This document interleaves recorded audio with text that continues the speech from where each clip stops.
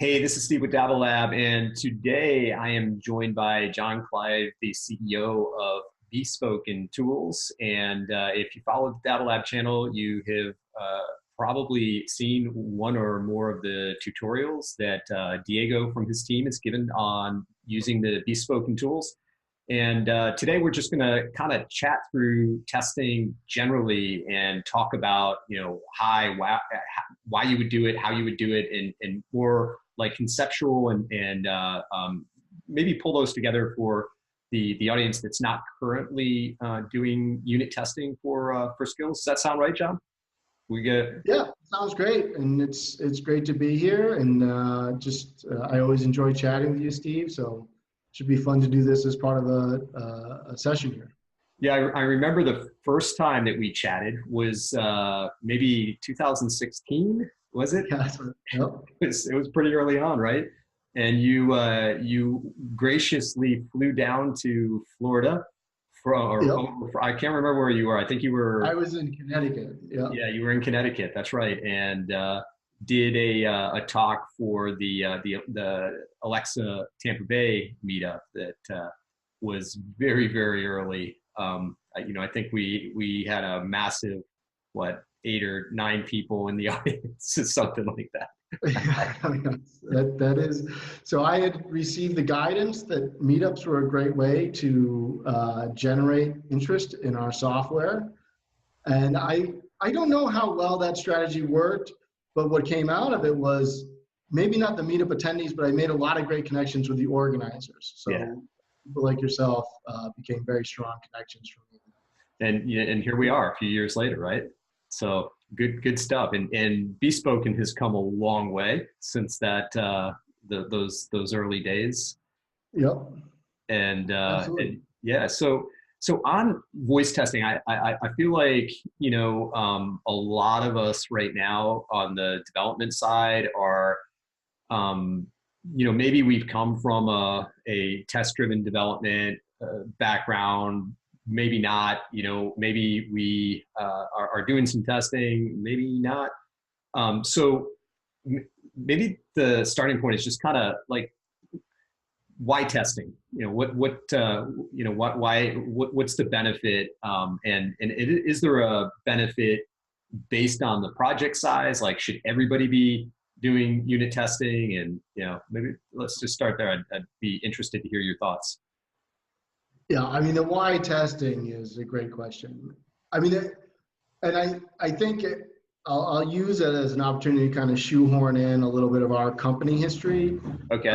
Because prior to Bespoken, I was building speech recognition systems on mobile. And, when Alexa came along and these new platforms came along, I got really interested in those and really thought that a lot of the experience I had building for speech recognition could apply to these things.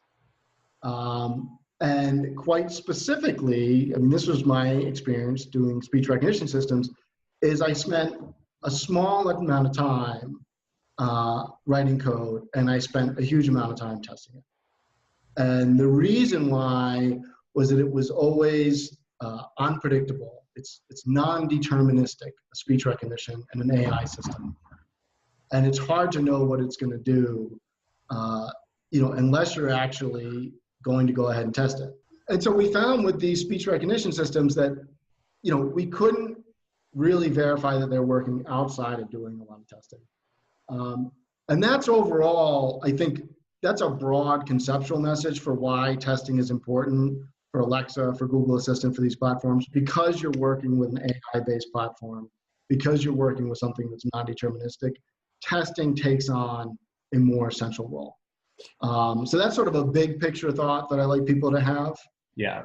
Um, And I can but then definitely it's say the more from my, tactical thing, because that's like, okay, well, what do you do with that thought? There's some specific things we can show you, but like unit testing, like if you're a developer you're coming from mobile, you're coming from web, and you're saying, well, why should I do unit testing for this? Or what does that really even mean for these platforms? There's two big points that we try to really hammer on for why doing unit testing as well as system testing is really great, in an automated way. And One is, typically people think of unit testing, that you're paying for quality with time, right? And it can be hard. I mean, not every developer wants to do unit testing, and if you push them on it, that might be their response. Like, I don't really have time to do this. Yes, we agree we'll have a higher quality thing, but it's going to take longer. The thing is with Alexa, with Google Assistant, because of the nature of the platforms, where they're kind of a brilliant architecture, but they're entirely hosted in the cloud, and you basically have to deploy all this stuff before you can do anything, right? If you use unit testing tools like we offer, you can test everything on your laptop, and you can skip that whole workflow of deploying interaction models, deploying code. Instead, you can be debugging straight away on your machine. So you're going to have a higher quality outcome because you're doing your unit test. You're going to get there a lot faster too. So, our call to action for developers for why they should do this is there's not really any cost for you. Now, I don't want to be, that starts to make me sound like I'm a total salesperson. I mean, yes, you have to learn some things. There's an investment in time. I don't think it's a lot. We try to make it as easy as possible for people to get started. But yeah, there's some investment that's going to be amortized, but it should be amortized pretty quickly, and then you're going to get all these great benefits. Yeah, and there's, I've dabbled with Bespoken, as you know, and I'm also familiar with other standard kind of test suites, especially for unit testing, because that's kind of a standard part of software development. But to your point, like when it comes to these systems, there's a lot of there's a lot of things to consider that you don't necessarily consider, like for a mobile app or for a web app or something like that. And specifically the NLU, in doing full functional testing and how the NLU is going to respond. Of course, also being able to test locally is important. I get asked a lot on the projects that we do, and even like on the Dabble Lab channel, a lot of what we focus on is writing the code and the code patterns. But honestly, the code is not really the hardest part of these things, is it? It's really the testing and the voice, the voice user interface and the experience and all that. I mean, if you really look at a skill that's very well done, a lot of time has been put into to the testing piece of it. Yeah, I would really strongly concur with that, and I do think sort of another big thought that we have for people on this space is, it's not so much about development, it's really about building and designing as well as part of that. But building meaning, your configuration of the AI, building your interaction model, building your intent model, that's as important as the code. Yeah. And if you're, again, thinking into the future and you're trying to think where this stuff is going, you're only going to be offloading more and more stuff there. I'm sure there's Alexa developers out there today that are using the dialogue models. And, maybe you love it, maybe you don't. But I think you can imagine a point in time not too far from now that dialogue thing is really, really saving you a lot of time and really kicking butt. Yeah. And, you and I have probably built, I always find it very humbling and frustrating as a developer when someone asks me to build a simple web form. Because people think, here's a form, it's got 5 fields, 10 fields. And you think, well, how long can this take? A day or two? 4 weeks later, you're still figuring out some validation bugs. Yeah. Because, like if the email is put in a certain way, like then you need to put in another field. It's amazing how that simple sort of thing can take a long time that nobody thinks is hard to do, but is very time consuming. You can offload all that, one would imagine in the not too distant future, onto a dialogue manager for a voice app. Yeah. And that's fantastic, right? Our lives as developers got easier. But what got harder? Well, we got to do more configuration. And this is the part that we think is really critical. You have to test it. Yeah. You have to be certain that it's doing what you think it's doing. So developer workload's gone down. I don't think the testing workload has gone up by the same amount, but the testing workload has now become more important. And that's what we see as sort of the direction for these platforms. Yeah, I mean, minimally, the testing's not going away, right? You know, whether you build it with dialogues or you hand code it all, you can't not test it, and that's not going to change. You know, I don't see that changing. Maybe No, no. you know, I mean, Yeah, maybe I mean, ready to this has go. lots of magical features. I mean, the idea that, you know, you got 10 fields and the user might say 5 of them in one utterance, and it's going to then go and glean the other 5 automatically. What Yeah. order is it going to glean them in?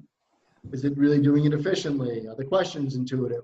All of those things become configuration and testing tasks as opposed to development. So Yeah. we really try to make it easy to do that.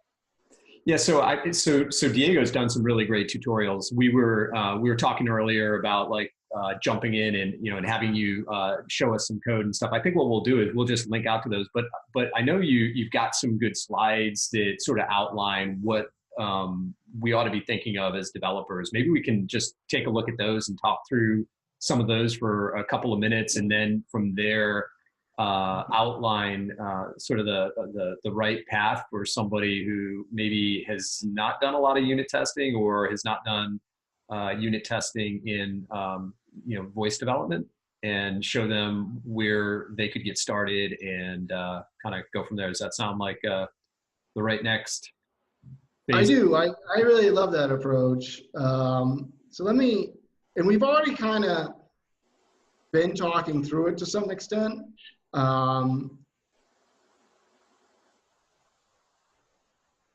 This is really kind of the key slide for us as a company. And we used to call this the cake diagram. We had it made it look like a layer cake. But the overall idea is that we see these 4 key components to automated testing. And I should say, Bespoken, our portfolio, our mission is to help people automate everything. So there's very important things to be done from a manual testing perspective.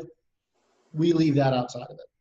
And so we're not saying those pieces are not important, but we leave that to other people to do that. Either your QA team, or there's actually some wonderful companies out there that can help you with it. But that's not our focus. Yeah, I would say on human testing, also a point. It's critically important. It's also extremely time consuming and expensive. So to the extent that you can, implement automated testing to minimize what you need to do, you can't eliminate human testing because there's going to be some of that you can't eliminate, but you can certainly, I would imagine, with the right tools and stack, cut that. Absolutely not. I mean, in the conversation that we have internally, because one of the great challenges with voice is, the sort of usability and the design testing. Does your design make sense? And we would love to come up with a way to automate that part, but it's not obvious how you would do that. You need to see how users react to your experience, and that's one of several manual testing things that are really essential. But the manual and the automated are highly complementary, and we try to support people with our testing tools across the whole development lifecycle. And starting at the top there, starting with the first piece we really talked about, we provide these unit testing tools. And our unit testing tools are they're geared towards making sure that you can be productive as a developer and you can build great experiences and high quality code. And it's because it allows you to run things locally on your laptop. We have just a library there. It generates requests as if they're coming from Alexa or Google, but they're not coming from there. They're just coming from our library. And as closely as possible, we mimic what Google or Amazon would send. And that allows you to very thoroughly unit test your code. And it also allows you to avoid that whole deployment process of pushing out new interaction model, pushing out new versions of code to Lambda. it really accelerates and improves your code, which is a great thing. So for something like that, of course, the NLU's you know, effectiveness is not something that can be tested locally. So are you, how does that work? You know, when you cut out the, you know, the NLU side as a developer and you're testing locally, can you talk through that for a second? Yeah, I mean, well, it doesn't. I mean, we just try to leave that out, and that's not the role of unit testing. Yeah. The unit testing is to make sure your code works correctly, and it starts from the supposition that Alexa or Google Assistant has given you a certain intent. Got it. You know, and so it's basically, it's starting at the boundaries of your code. And so it's a fantastic way, obviously, to make sure that your code works correctly, but it's not going to tell you anything about the behavior of the AI at all. Yeah. So it's simulating the response back that you would get from Alexa or Google, or the response that you would get. That's exactly right. Got it. And that it's a critical piece, but it's not going to get you all the way there. And that actually just segs to the next layer. You know, that unit testing approach we think it's fantastic, and it's the correct one to help developers. But end-to-end testing, this is a piece. This is going to allow you to test the experience as a whole, including the speech recognition and the NLU. And so with the unit testing, we're bypassing all that. The end-to-end testing, we're very purposefully including all of it, because that's where you want to make sure that, okay, if somebody says X, my interaction model handles it correctly, turns it into this intent, turns it into this slot value, and then my code handles it correctly. So this is really your regression test. This is properly the domain of a QA person. Mm-hmm. Developers can do this as well, but we see these tools most commonly adopted by QA people, you know, or a DevOps type person, and it's going to give you that confidence that the system as a whole is working correctly. So those two pieces really work hand in hand to make sure everything's working correctly. And so then the DevOps piece for the continuous testing, this is where you would integrate testing in with your continuous deployment, or maybe scheduled testing that would happen on a periodic basis? That's exactly right. And I'm talking about all this on a conceptual basis. I really like the idea that we have done these really nice videos. Diego Martin, our product manager, has been putting together a series of videos that cover each of these different layers that we're talking about now. And, you know, much more in-depth information is available in those videos. And so I'd really encourage people to check those out. And we'll just so you know, like, what do one of these tests look like that we're talking about? So this is a really simple end-to-end test that we put together. This is one I put together for a skill we built for the recent Alexa Live event. It was a pretty cool thing that Amazon hosted. It's a simple skill. And this is, you know, basically this was a test that we wrote just in the process of a 5-minute demo. But it shows, you know, the core sort of way in which an end-to-end test works. You know, we write these tests, we write on the left-hand side here what we're trying to say to Alexa. Mm-hmm. And then the right-hand side is what we're expecting back in response. And so this piece, you know, with an end-to-end test, what we're doing is we actually convert this into audio. We use Poly or Google text-to-speech. We send it to Alexa. We have these virtual devices that, you know, they work like a physical device, except, you know, they basically live in our cloud, and they receive audio from these tests. So we send the audio to our virtual device. Virtual device sends it to Alexa. Alexa sends it to your skill. Skill comes back with a response, and then we compare that response right here to what's expected. And so there's a lot happening underneath the covers, but the manifestation is a really simple, readable test.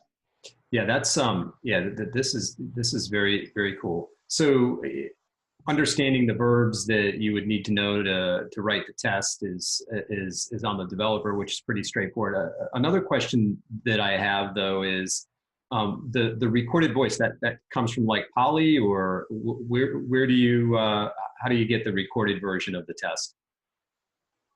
We use either Poly or Google text to speech, and we have a default voice that we use, but you can also just say something like, you Matt. can specify any Poly voice, you can specify, WaveNet voice from Google. The WaveNet voices, those are very, very lifelike ones that Yeah. Google provides. You can really just play around with those. So what about providing your own voice files? Like, let's say, I wanted to use Mechanical Turk to have 100 people record, run through a quiz with one. Well, that's the test. Where's a utterance? How many people are playing? Oh, that's the response back that you're expecting, right? Anyway, Yeah. is it possible, or is it on the roadmap to where someday I would be able to say, here's 10 different audio files that I've recorded that are, considering like different pronunciation or accents or things like that to see what happens. Is that possible today, or something that might be possible someday? That is possible today. Now, it's not supported within these simple test scripts. It Uh-huh. should be soon. Actually, it might be. But here's very near term, you'll be able to say something like, or let's say it says, So you point right to like a bucket record or something. audio.mp3. And we have an SDK that underlies this. And I'll show you an example of a project that we did with that.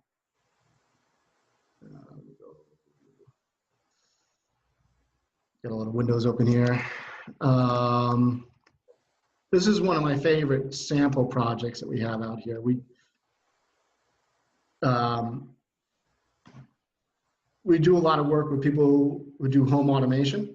Mm-hmm. And for home automation folks, they tend to want to use not our test scripting syntax, which is really easy to get started with and works great, but they have maybe more complex testing needs. And so Mm-hmm. they're using Mocha or JUnit or some other test runner.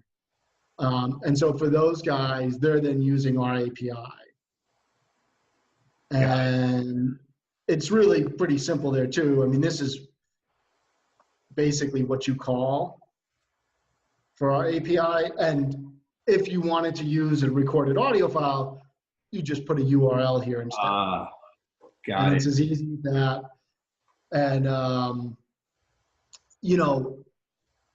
we love that use case, and we've been preparing for that for a long time, because we think that the generated speech is great for getting you a baseline level, but if you really care about having the best possible performance for your skills, how well it's understanding your users, recorded audio, there's no substitute for that. Yeah, we worked on a project where we had I would say a significant test group size, and what's challenging when you're just working with what you get from Alexa or whatever the NLU is that you're providing is you really have no access to the audio recording. So you'll have a tester that'll say, it's not working for me, doesn't recognize it or whatever, and you're sort of stuck. You're like, well, I don't know. I don't know what to tell you. You look at what comes over, and the NLU is recognizing something very different than they say that they say they're saying.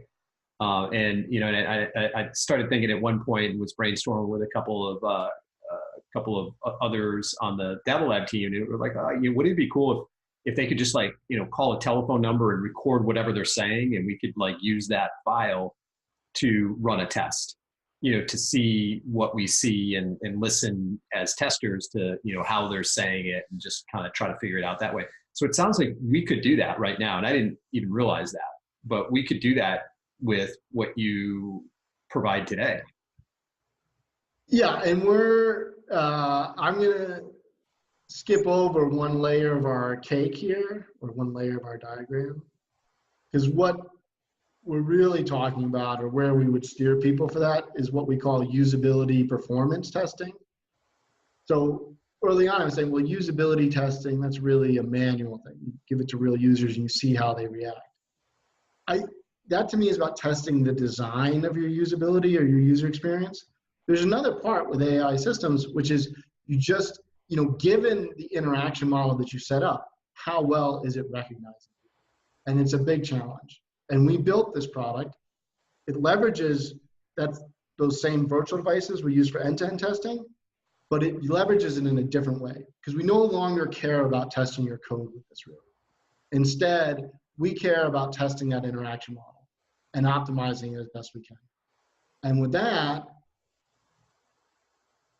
we allow you to run reports. This is one that we ran for, this is a demo skill that we set up that's, it's like a travel skill. Mm-hmm. Where are you coming from? Where are you going to? Yeah. And we wanted to test how well city slot values did. And here what we're trying to do is not just see, okay, like, did we include the right slot values and the right sample utterances, but how well does it resolve those different slot values and sample utterances? And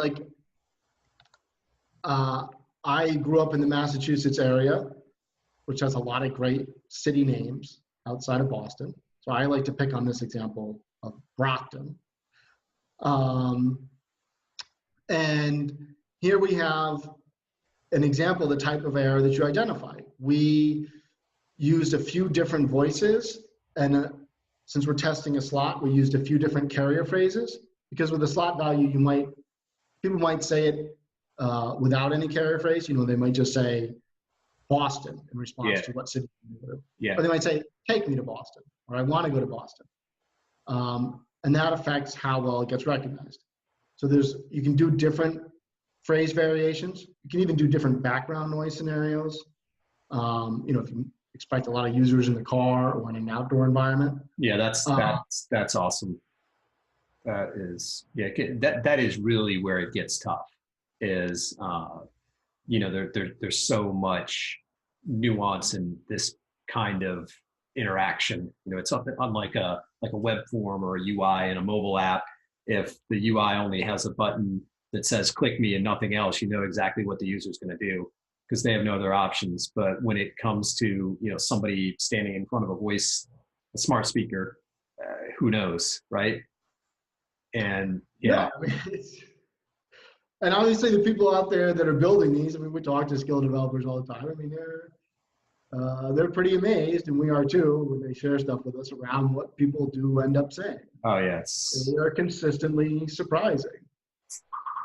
Yeah, no, it's it always, as much time as we spend trying to figure out how we think something will work, it always surprises me how much we've missed once it actually gets out there. And people start using it. I think the development cycle is really moving to where I think of it like how people learn. They say there's nurture and nature, and nurture is the stuff that's kind of hardwired, and or nature is the stuff that's kind of hardwired, and nurture is the stuff you learn over time. And it seems to me that with skills and bots that use natural language understanding, it's pretty similar. You launch with the nature part, what you think people are going to do, and sort of build the skill around that, the happy path, and maybe some variations of that. But the majority of what it's going to end up taking to get it to work the right way is going to have to do with responding to what people actually do. And that's very different than what you think in a lot of cases, in most cases, in our experience anyway. It is, for sure. And, in terms of making sure that somebody's understood correctly, here with a particular voice, this is one of the poly voices. it thinks somebody said Rockton instead of Brockton. Yeah. Um, and now, if Rockton is an important city for your customers, this is a bit of a trickier case. Yeah. But in general, we tend to see sort of 3 tiers of problems. Almost every interaction model we look at, it starts off and you basically have issues around typos and, let's say, phrase configurations. And what does that mean? It's there's stuff in there that your spelling that you offer for a slot value is not the one that Amazon offers. Yeah. And that creates an issue, so it doesn't match up in the way that you expect. Yeah. I mean, this could take us into a whole other conversation around confidence in the match, and how to deal with different confidence levels and that kind of thing. But yeah, just knowing that success fail on different variations of an utterance is way more, especially if you can use the recorded files, is just way more than we've been using. So we're absolutely going to dive into this further. Yeah, and I mean, with those, I mean, just sort of like what I call the low-hanging fruit, and by calling it typos, I'm not, that sounds like I'm sort of, putting developers on blast, I guess. But, one of my favorite examples was actually, this was one that we showed in a recent webinar, was that for Pikachu, this skill we were demoing was a Pokemon index. Yeah. Alexa comes back with Pikachu with the little hat on top of the U. And our value was Pikachu in the way that I would spell it, because I'm not aware of the accenting of Pikachu. Yeah. And then it doesn't work. I mean, so whose fault is that? Well, it's your Alexa's smarter than the average developer. Yeah. Yeah. I mean, at the end of the day, you need to line those things. And this is a great tool for kind of clearing out that first class of errors. There's a second class of errors, and this is an example of one of these, which is like sounds alike stuff. Yeah. And a lot of those can be solved quite simply just by hammering in synonyms, which I think most people that have done much development, they're acquainted with that process. This will help you identify what those synonyms are. Obviously, it's not always as easy as that, because if you have, if I did have Rockton as an important city, I can't just add Rockton as a synonym for Brockton. In that case, you get into sort of disambiguation. That's what I would say sort of is a third tier of challenge if you really want to get to the highest level of performance. And that's using things like dynamic entities, using disambiguation techniques, doing some custom NLU behavior in your code. We see developers doing that. That's how you can get from like a 95 to like a 99 plus sort of recognition rate. But to your point, I mean, those are all low-hanging fruit territory. Yeah. But what we kind of try to tell people is, look, this is a turnkey solution. You can get a huge gain just on the low-hanging fruit. And then you got a roadmap for improving it to get to something that's really excellent if you choose to pursue it. Yeah, yeah, and I think that's the main thing here is testing does not make your code better. You need to make it better. Testing shows you where there's opportunities to make it better. Yeah, absolutely. And just one other thing on your point, this example that I'm showing you, this is all using generated audio, but we also support, first-class support for recorded audio. Yeah, so the two things. Run tests doing that. We're looking forward to putting out a case study on that. We think that that's pretty amazing. And this was recorded audio that was done. They gathered it within the company. They didn't use Mechanical Turk or a crowdsourced solution, but could have just as easily used that. But you can also do friends and family, colleagues to get 100, 500 utterances, and it's a great test. And we'll show you how your interaction model is doing. We'll show you how to fix it, and then you run it again, and you see, did you fix it or not? Yeah, we this is super cool. I didn't again didn't realize this, but I think we can go back to the drawing board. We got into brainstorming how we would go at this and talked about like using Twilio to do an outbound dial to all the testers and prompt them phone, telephone, outbound dial, prompt them for the utterance that we're looking for, and then record that and automatically feed it back for testing purposes as a way to automate the collection of the recorded audio.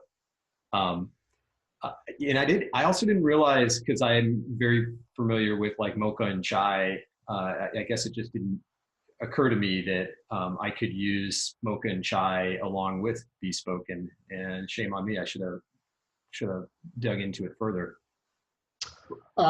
We give people a lot of options. I mean, sometimes I think we give people too many options, but everything that we show you here, our approach to building software is, we build it in layers.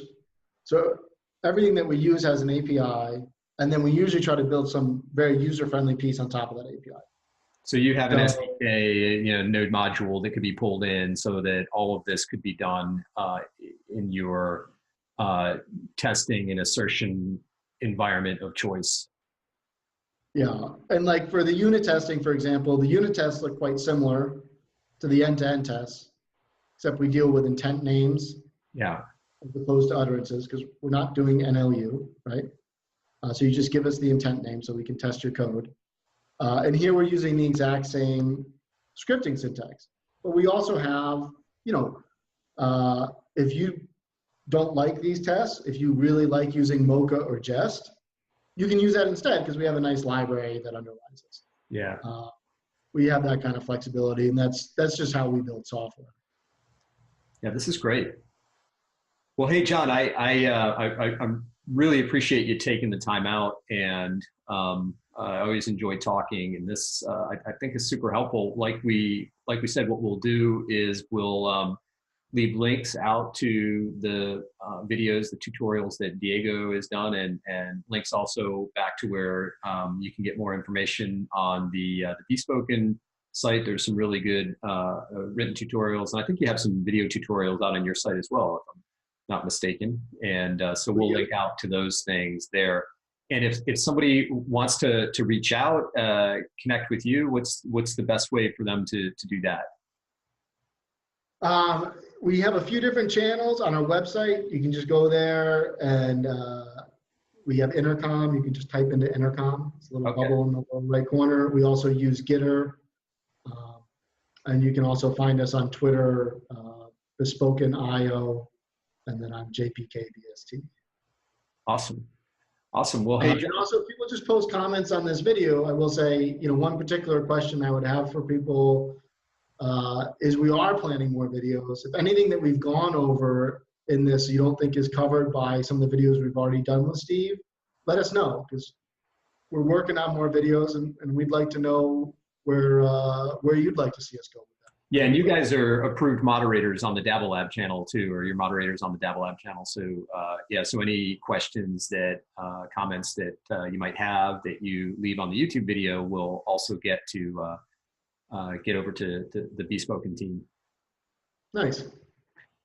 All right. Well, hey, thanks again, John. I really appreciate it. And I will anxiously look forward to the next time that we can connect sometime down the road, and all of the great new features that I am waiting to hear about that I know will come, because this is just, man, come so far from where it was just a year ago. Yeah, well, thanks a lot, Steve. Look forward to catching up with you again, too. Sounds good. Thanks. Take it easy.